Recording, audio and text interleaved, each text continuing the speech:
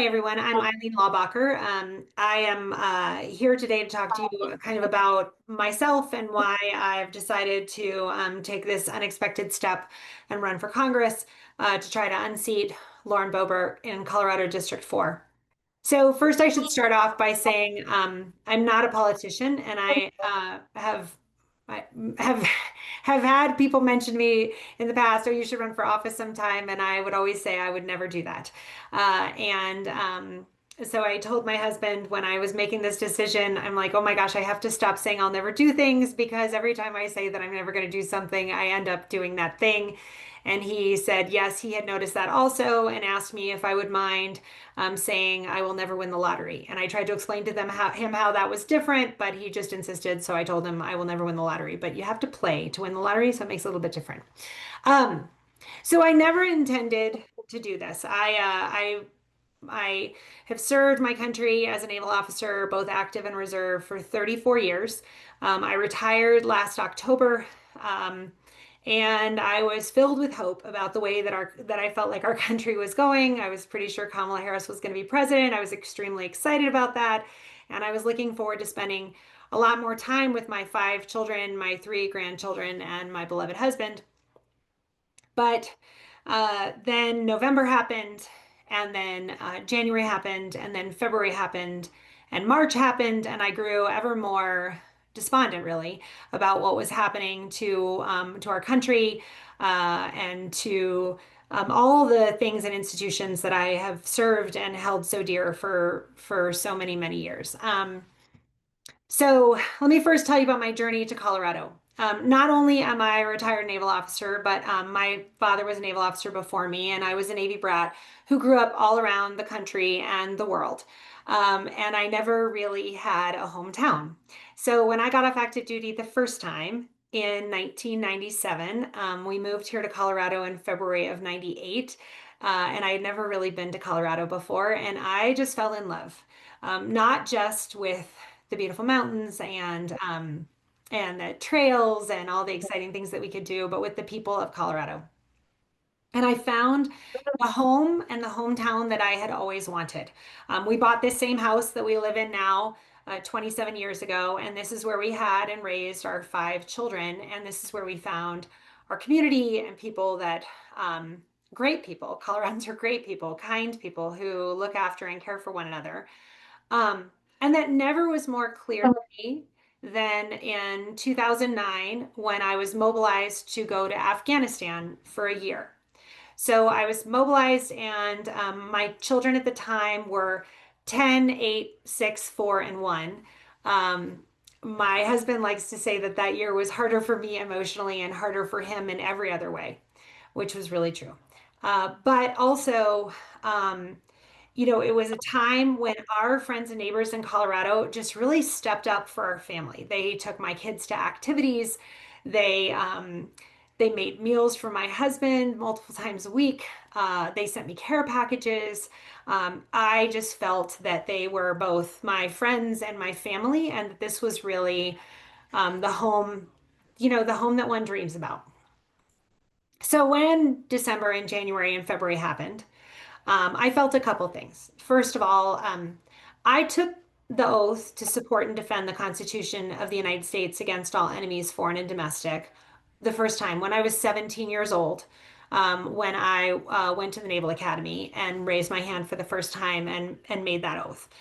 And never in all my time, all my 34 years, have I felt the Constitution and our very democracy under attack the way that I feel that it is today.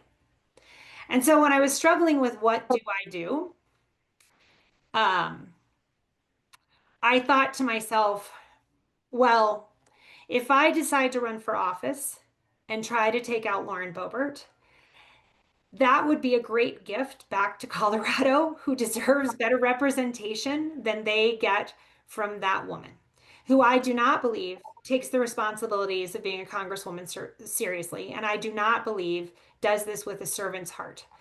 Um, I do not really want to do this, and I question my decision to do this every day. But I feel like this is a time when good people like you all have to stand up and decide, what are we going to do every day to make a difference? What are we going to do to take our country back? What are we going to do to defend democracy? And I felt that this was something that I could do, that I could try to do. With my veteran background, as someone who spent my life in a nonpartisan role, serving 7 presidents from Reagan through Biden, um, I felt that maybe that would be a selling point for those who might never have been able to check that box with a D in front of it, in the past. Maybe I could be the person who could get people who voted for Trump, who voted for Lauren Boebert, to think about the fact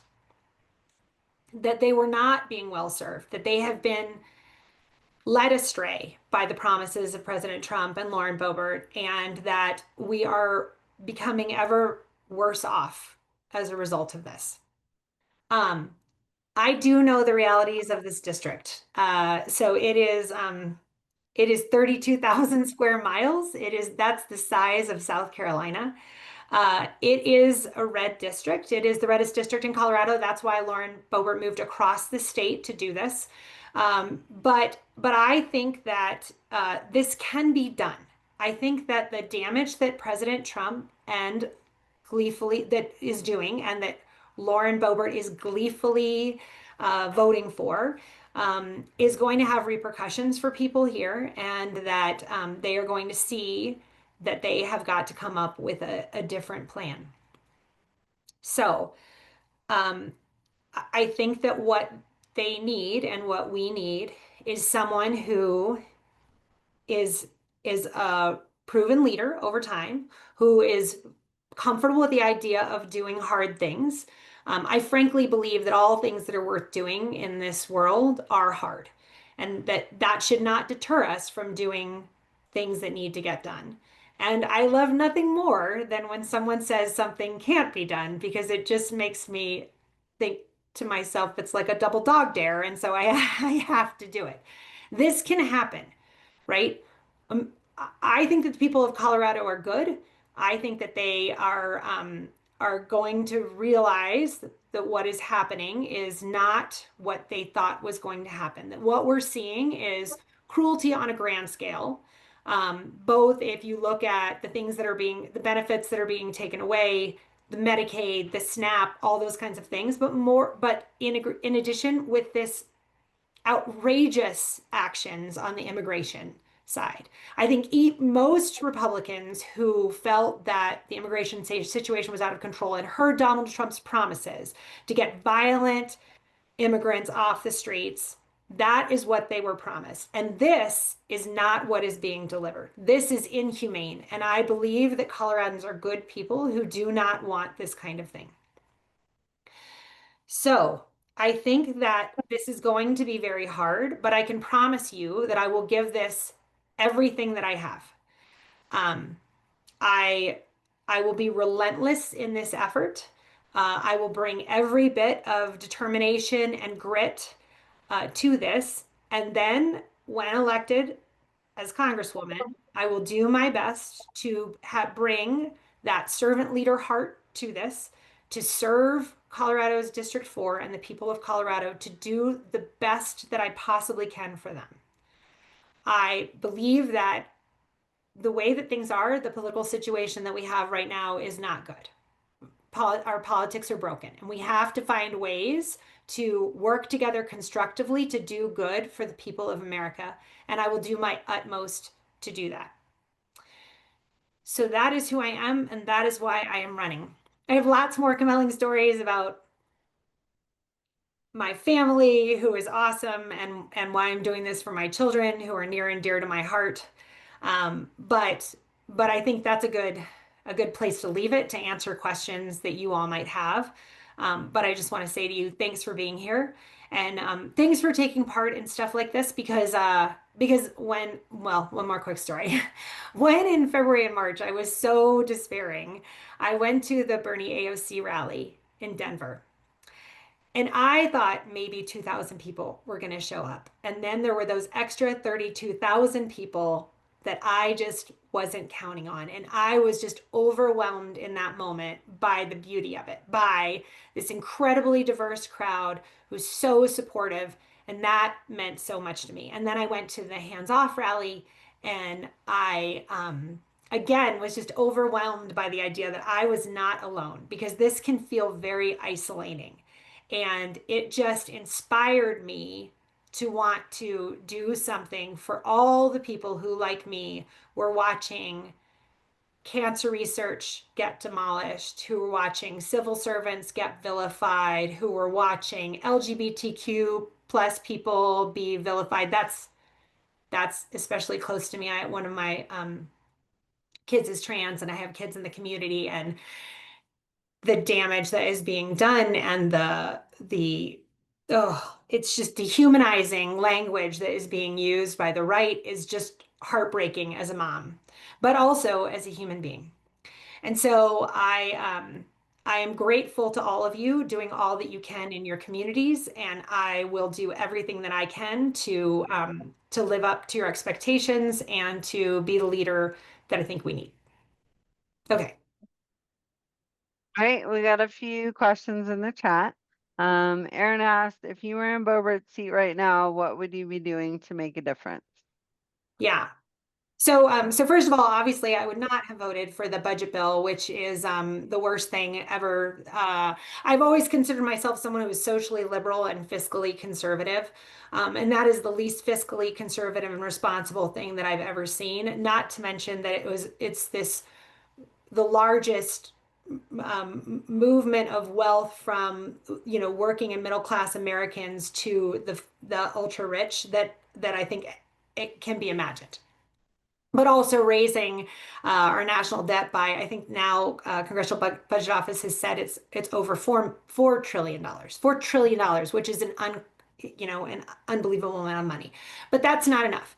So as a representative for Colorado, I feel strongly that our job is to bring like programs and opportunities to Colorado, right? That's what your representatives are supposed to be doing for you, and that is not what Lauren Boebert is doing. So Colorado's District 4 has a lot of issues, like water issues and agriculture issues and infrastructure issues. She voted against the Bipartisan Infrastructure Act. She is not working to build roads and bridges and after school programs for kids here. Um, I don't think she cares about that. She's all about the publicity, the popularity, the likes, and Kid Rock. That is not who I would be. I would be working to make sure that good things were happening for Colorado and Coloradans. I think that's what I would do. All right, and then Cameron asked if you will accept money from PACs. So not from corporate PACs. From PACs, I'm a little less clear on how that works. So that part I'm still trying to figure out. But no money from corporations. I do not want to be in anybody's pockets. That is not the way that I think that we need major campaign finance reform. Genuinely, that is something that the fact that no one in Congress should be allowed to trade stocks and everything should go into a blind trust. The fact that they should have to disclose all of where their money is as an admiral in the Navy, that is what we have to do. Like not that we can't trade stocks, but we have to tell everyone how much money we have, where it all is, and all that kind of stuff. For us, it's very simple. With 5 children and when my husband just being a regular guy that works for Lockheed Martin, all we have is a 401k, a house with a mortgage, a few cars, most of which are spread out among our children, a car loan or two, and some credit card debt. So we're pretty simple, basic people.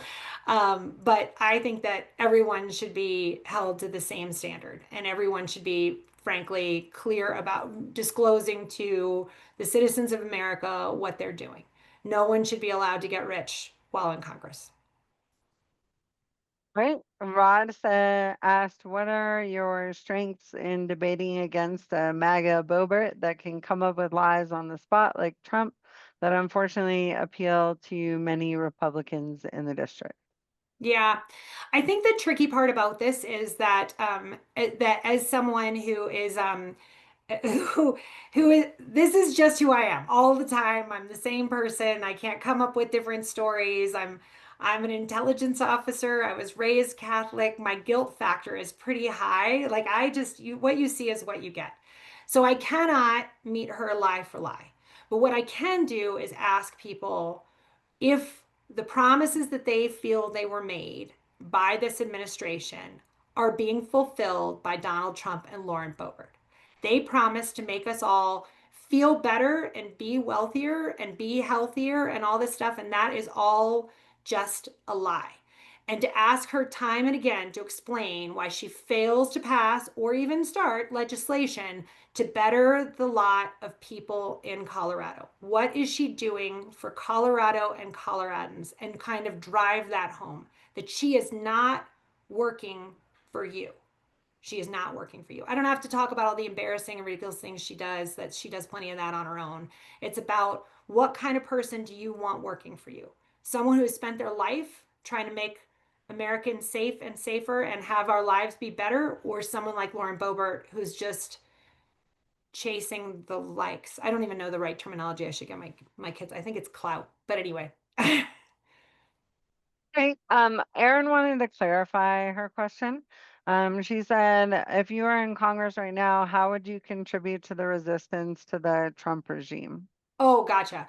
Yeah, so I think what we need to do is we need to be really clear about, well, first of all, I do want to say I think it's hard for Democrats who are in Congress right now, right? When you can't force legislation to be passed, the best you can do are things like filibustering and then presenting alternates they're working hard, but when we flip the house, then what we have to do is deliver for people, right? That's when we have to prove that Democrats don't just make promises, but listen to what people really want and find ways to deliver for them. If I were in Congress right now, I'd be working every day to point out all the wrongs of what they're doing and make them answer questions constantly about why they're not fulfilling their promises to America and why they're doing things are in opposition to the Constitution of the United States of America and the oath that they all took when they took that office. All right. Helen asked, have you been endorsed by any organizations yet? So far, yes, I've been endorsed by Vote Vets. So, as a veteran and a Democrat, I'm pretty excited about that. That's a great organization, and I'm pretty pleased. I'm working on getting some other endorsements, but that's the only one that I have so far. All right. And a few people are asking for a link to donate. Should they just go to your website? Sure, yeah, just eileenforcolorado.com is great, and I really appreciate that. That's really kind of you. I'm gonna work really hard to make all that money go to work to win this election. All right. Helen said, are you ready to have a completely Teflon exterior when they use dehumanizing language to you and your children? Are you ready to be super tough? Yeah, so as a woman who joined the military back in the 80s, I have already had to be pretty tough in my life with regard to letting things roll off me. I have served the country, multiple times abroad. I have had to answer tough questions in foreign countries. I worked at the White House during the Biden administration and would have to answer tough questions from Congress people and their staff regarding, President Biden's national security policy and what we were trying to do in South Asia. So I will always be ready for personal attacks against myself. I have to be honest with you, not if, they start coming after my children, it is going to be very hard for me. As a military person, I have always been willing, genuinely, to die for my country. When I left to go to Afghanistan, my husband and I had long talked about the fact that we felt that that was a worthwhile thing to do because we wanted our children to know that we believe that there are things that are worth sacrificing for and things that are worth dying for. And America is that thing. Um, but when they come over after my kids, and I know that they will, that will be harder for me. But my children have all told me that this is important to them and that me doing this makes them proud, sorry, this part's a little hard. Hold on a sec. Let me just take 2 deep breaths. And that this is worth, they want me to do this, and they think that I'm the right person at this time.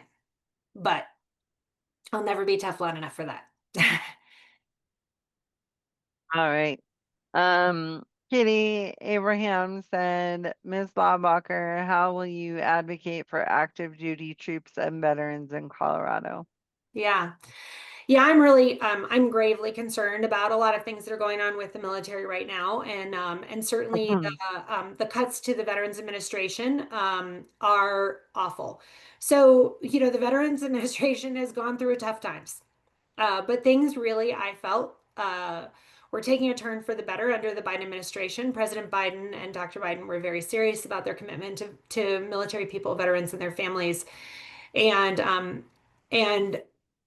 so it is shocking, but not surprising to me that President Trump, who claims to have this affinity for our military, has done things that are taking exactly the opposite action.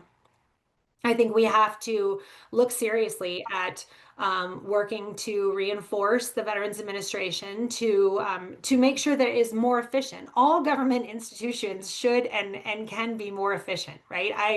I have I love being in the military, but and I greatly value the civil servants that I work with who could make much more money on the outside, but work for the government because they care about America. And again, the vilification of civil servants acting like that they're not trying to do right by their country is horrifying. But it's unsurprising because everything is horrifying that this administration does.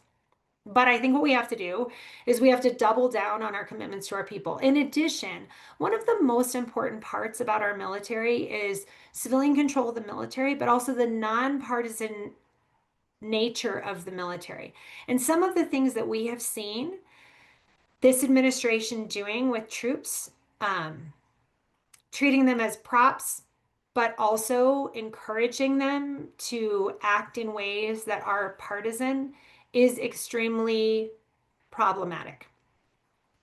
Deploying active duty military on the streets of California to potentially cause them to take action against American citizens is a terrible, terrible thing to do to the military. Not only is it terrible for American civilians who could be potentially wounded or killed by those troops, but you are causing service members to have to make decisions that can cause them great moral injury. And that is shameful. That is shameful. That is not what our troops are trained for. That is not the way that they should be utilized. The Guard is different, right? Guard and active duty are quite different organizations, and it is very concerning that is something that happened. And we are very fortunate that things didn't go a different direction. So trying to shore up the protections to ensure that those kinds of things do not happen again in the future is going to be really important as well. All right. Nicole asked, what is your philosophy on any increase in Department of Defense funding or spending, and any thoughts on why the DoD has never been able to pass an audit? I don't know the answer to the audit question. I was never in that part of the military that is concerned about that, nor I do want to point out, as a reservist, did I ever have to defend the Department of Defense's budget. I would tell you that I think that there are always efficiencies that can be made in budgetary constraints, but that the military has some big budget things that need to get paid for that take years to develop and work through, and we do need to make sure that we have a strong and robust defense so that adversaries take us seriously and do not try to do harm to America or Americans. That is not to say that I believe that an unlimited defense budget is something that is a good idea. The military works very hard to come up with, is faced with sort of, here are the things that, here in the National Defense Strategy is what the administration looks at as the prime objectives for what the military is supposed to be able to defend. And then they build a plan for a force based on those priorities that are laid out by an administration. So that can vary. You know, when we were all very focused on the global war on terror, that was one kind of funding. Now that we're looking at something, you know, we term great power competition, our concerns about Russia, but more about rising China. That requires a different kind of investment than we have made for a long time.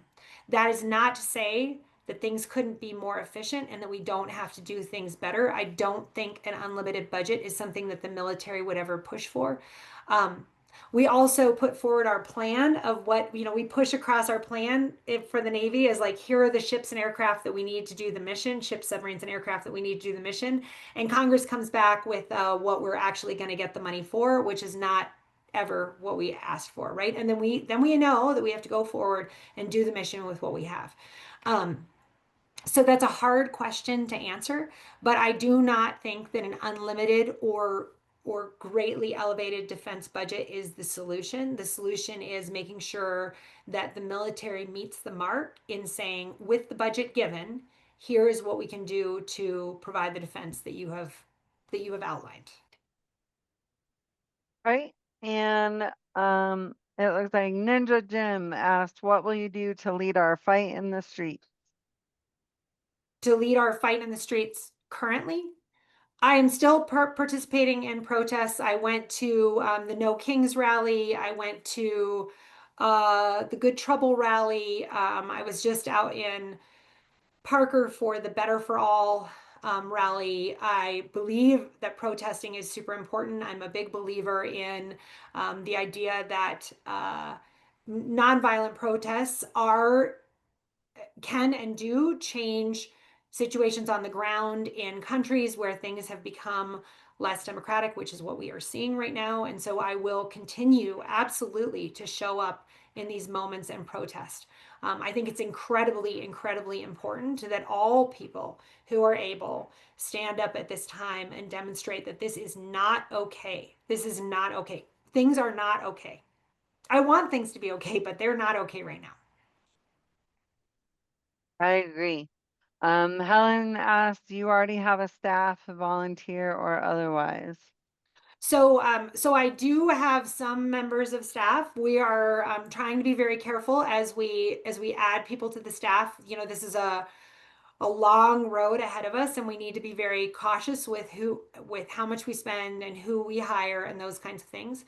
On our website, there is an opportunity to volunteer, and we are gathering lists of volunteers and now reaching out to them to try to find ways to organize. I mean, one of the things that is going to be the trick, the not the trickiest. There are a lot of tricky things in this race, but one thing that I need is to spend a lot of time going out and listening to people all around the district, and not just listening to people like all of us, right? Who understand what's going on, who have the same in a spectrum worldview and the same concerns about what is happening, but also to listen to people who may never vote for me, or who have never voted for a Democrat before, or who maybe voted for Trump but regret it, or maybe still like Trump but don't like Boebert. I have to be able to listen to all those people. So what I really need are volunteers to help me get to places on the ground, to talk to people, but more to listen to people and hear what their concerns are so that I can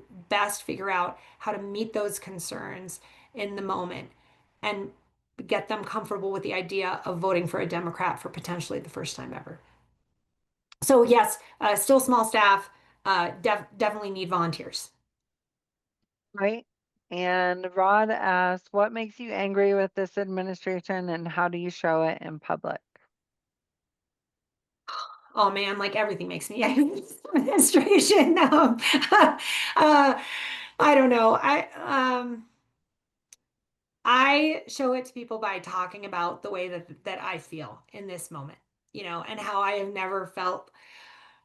I have been frustrated with governments before. I have been worried before. I have been unhappy before, but I have never worried about the future of America like I'm worried about the future of America right now. But I also try to tell stories about my family and how this is impacting us. So the day that I got back from India, so when I became an admiral in 2019, they asked me to go to India for 2 years, which then turned into 3 years because that's how the military works, to go be the defense attaché in New Delhi. And when we came back after 3 years, my sister picked me up from the airport, and my sister is my best friend other than my husband, and she lives in downtown Denver. So she picked us up from the airport, and on the way back to our house from the airport, she and her husband came, and we had like we had like 24 suitcases because we weren't going to see our stuff for like 6 months. So you pretty much just have to cram everything you can into bags and bring it all with you. And I had three of my kids with us, so five of us and something like 24 bags. It was a lot of bags. And so Julie and her husband picked us up and brought us back. And I was riding in the car with my sister, and she got a call from her.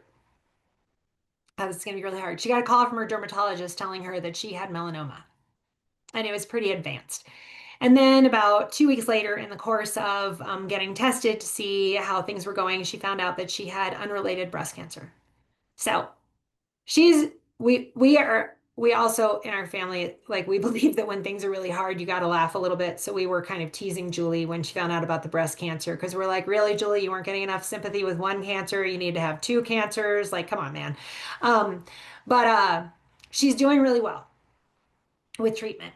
I don't know that I'll ever take an easy breath in my life, and I'm not sure that every time she calls me on the phone without texting me first, I won't always be worried about something. But the research, the cancer research that is keeping her alive, that is allowing for her treatment, is being cut. And she is not alone. 1 in 3 people will be diagnosed with cancer in their lifetime.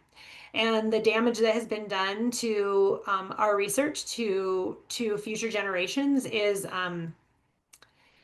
unbelievable and unconscionable. This administration is hurting us in every possible way. They are hurting people in their pocketbooks. They are hurting people with healthcare. They are hurting people with healthcare because we all know that in rural Colorado, not only are rural hospitals going to close, but clinics are going to close and nursing homes are going to close.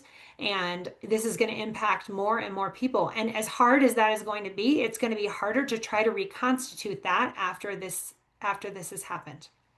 So I try to talk to people with personal stories, with stories about people that I've met and talked to, with stories of things that happen in my own life and my own family. Um, because I think that people understand best when they realize that this isn't just numbers we're talking about. This is human beings who are who are going to die because of this, and that is, I think, how to get through to people. So, Okay. Erin said she had heard, but she doesn't know the specific details, that there was an issue with donor disclosures not being listed on your website. Can you explain what that issue was and if it has been fixed? And she also said, thank you for your service. oh, you're welcome. I don't know what she means by donor disclosures not showing up on my website. I mean, all of our donor disclosures were filed with the FEC, and it is all out there for people to see. Um, our uh, our donors, we have raised a lot of money so far, but it has all really been small dollar donors. I think the average donation to my campaign is something like $25. So I'm not sure. I feel like everything should be out there. If you go to the FEC website, which, by the way, before I was running for office, I didn't even know that was a thing, or that you could see how much people have given throughout their lives. It's a little weird and a little bit creepy, but it's good, right? Because that's the way that things should be. Everything should be out there for you to see who is giving me money. Um, I think my parents are the biggest donors to my to my campaign. Uh, and they live up the street from me. But I don't know exactly if you want to go ahead and send more details of what you mean, and maybe Tiffany, if you want to capture that, then I can try to respond back to Yeah. the person once I understand. Okay. Yeah. It sounded like she didn't know the details and just said. heard something like that. All right. Mark Weiss asked, do you have plans to practice debate with someone that can prepare you for the absurd issues that Boebert will throw at you? Um, no, that's a really good point. I think the thing about Lauren Boebert, and I don't know if you remember this from the last go around, is that Lauren Boebert doesn't want to debate people, and I think that the odds of getting her to agree to a debate are pretty slim. So she only agreed to do, though asked multiple times by, Channel 7 News and you name it, right? She only agreed to do one debate with Trisha last time, and that was a non-televised debate, and that way it was like a one and done for her. I don't think she took it seriously, because she felt that there would be no penalty for that. And I think she's not necessarily wrong. I mean, obviously, she did win, although she was trailed 7 points behind Trump then. I hope that I hope to capitalize on that, if I get through the primary and make a difference. But I agree with you. If a debate was agreed to, yes, I'm not a professional debater nor a professional politician, and so I do need practice. But I don't know if it's ever going to come to that, because that woman doesn't want to be pinned down or be made to look more foolish than she makes herself look on television on a regular basis. Right. Um, Mark Weiss said there's so much in the budget for ICE that could be shifted to other departments in the DoD. Is that right? Yeah, I mean, that was one of the many things that were upsetting, right? Is ICE getting all that money and that money not going to, I mean, yes, it could be shifted to DOD, which is true. But I think that's Homeland Security money. So that money would probably be easier to shift to something like the Coast Guard. But really where that money belongs is in Medicaid, in the benefits for people who are struggling and suffering. Like, we have to do better for people. But I think it might be a little bit tricky, because DOD and DHS are different. But obviously the administration has no problems not using the money it's supposed to in one particular pot. This administration doesn't seem to be bound by the rules that all other administrations have felt. I mean, I think the good thing that we're seeing is that they are being constantly challenged in the courts and losing. I mean, I think that's something that Colorado should be particularly proud of, the number of times that there have been lawsuits brought up against them that they have lost. I just am not sure that is going to stop them from doing the things that they want to do. Right. Um, Mana asked, what is the situation with the Democratic primary for CD4, as in how many declared candidates and when is the primary? Yeah, so there are four declared candidates right now. So me, Trisha Calvarese, who ran last time, John Bedora also ran last time, and Jenna Preston, who is a new addition to the field. I believe the primary will be in June 5th, 4th. I'm not really sure. That's a far away. I'm barely getting through the weeks, so my eye is not quite to June yet. And we also have the whole caucus process that will happen in March. Oh, and by the way, I do want to say that any one of the four of us would obviously be an infinitely better congressperson than Lauren Boebert. And if I do not win the primary, I will knock doors for the winner, and I will do everything that I can, because the mission is to get to flip the House, to flip it decisively, and to get Lauren Boebert out of office and no longer a pretend congresswoman for Colorado. Um, I do think that the reason I'm running is because I think that I could actually win, not just the primary, but beat Lauren Boebert. But that is for voters to decide. Right. Rod asked, what top issues are most important, do you think, to the constituents in your district that you're running for?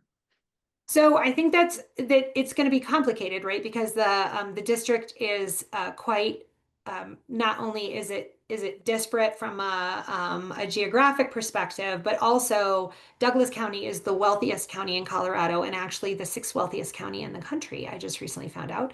But I also have some of the poorest countries or poorest counties in Colorado in my district. And so, so I think, things are different, but I think the challenges that we always see for people in in the district and in Colorado more broadly are healthcare, agriculture, grave concerns about agriculture, particularly with the new agriculture bills that are just coming out that are going to do damage to all these smaller farms at the expense, or sorry, do things for mega farms at the expense of small farms, which is a lot of what we have in Colorado, to include sugar beets, and water and labor.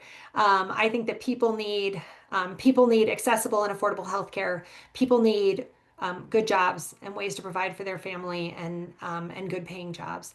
I think people need affordable housing, and I think that that in that part of Colorado, well, and in Colorado writ large, right, water is always a huge issue, but water and agriculture are going to be enormous.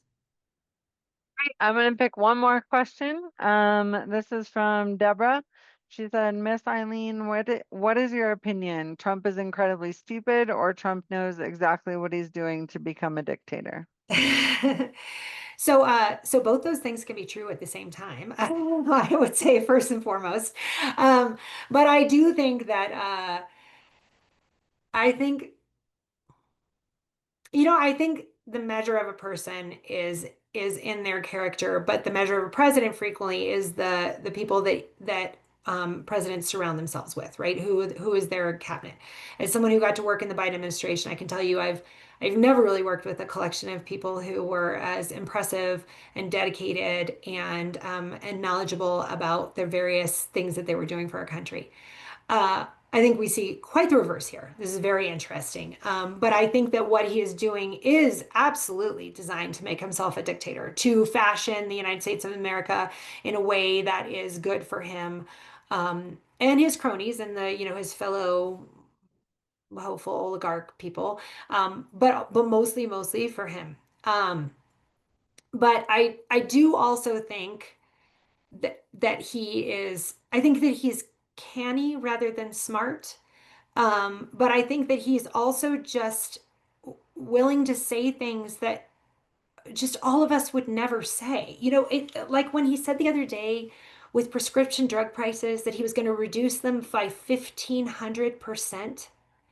And I'm like, dude, that's just not how math works, right? I mean, part of me wanted to go to the drugstore and be like, hey, great, I've got my colonoscopy in a couple weeks. So when I pick up my giant bottle of powder that I've got to turn into goo that I've got to drink, not only am I going to take that, but I'd like you to pay me $75 for it. I mean, that's not even feasible. So but he knows that the outrageous things that he says appeals to a certain group of people who are buying what he's selling. And that is hard for me to understand. But I do believe that he's smart in that he knows the steps that he's trying to take to gather and garner ever more power to bend our system of checks and balances, or rather, really break our system of checks and balances to the point that that he hopes that it's unrecoverable. I do want to say, as dire as I think all of this is, I think it's really important that we remain hopeful. America has been through very dark times in the past. Not only dark because we've made a lot of bad choices and done a lot of bad things to a lot of people, but also because we've been through a revolution, we've been through a civil war. We can pull this back together. It is going to be hard, but I believe in America and Americans. Frankly, I believe in my children and their generation.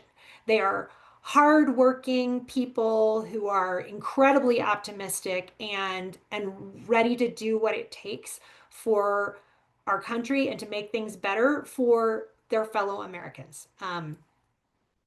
All of my kids have that same spirit. My oldest daughter works in politics in Minnesota. She's a constituent services person for, she works in constituent services for Kelly Morrison, who's the first pro-choice OBGYN in Congress. My second daughter works with kids who are autistic. My oldest son is an enlisted Navy sailor, doing cyber warfare stuff, and he's awesome. And my two youngest kids, well, my baby is just graduated from high school, and I'm getting ready to take him to college in 2 weeks, which is breaking my heart a little bit. But they're awesome people. I believe in that generation, but I also believe it's my obligation to try to leave the world a little bit better for them than the state that it is right now. And I'm going to do everything that I can to do that. But I do believe it's important to have hope. Donald Trump is just one bad guy. We are millions of awesome people. We can make this work. We just have to have a strategy and a plan and be willing to sacrifice and do hard things, which all of you are, because obviously you're dedicated to this process. So I believe we have to have hope, but I do think it's going to be super hard. I want to throw one last question at you from me. Of course. Which Democratic candidate for governor do you support and why? No way, man. Yeah. So I also believe in the primary process, and I think Okay. I'm going to have to spend a lot more time getting to know both of them and balance it out. I think they have different strengths, but personally, I I just don't think I should. I don't think Okay. I should Fair sue. enough. That's all right. But you know what I Um, love? I love people who sue Donald Trump. So I'll just say that. all right. Okay. Cool. Me too. Yeah. I definitely encourage you to read the chat before you go. There's Okay. tons of awesome messages for you in there. Thanks. Thanks, you guys. Hey, it was a Yeah, thank you for real being pleasure here. and a privilege to be here with you. And I'm just tremendously grateful for all of you. And thank you. And if, if I just want us all to just continue to like be involved and work hard and like do this thing, right? We can take America back. We can do great things. And it's all because of awesome people like you. And I'll just do everything that I can to make that, to continue to make that possible.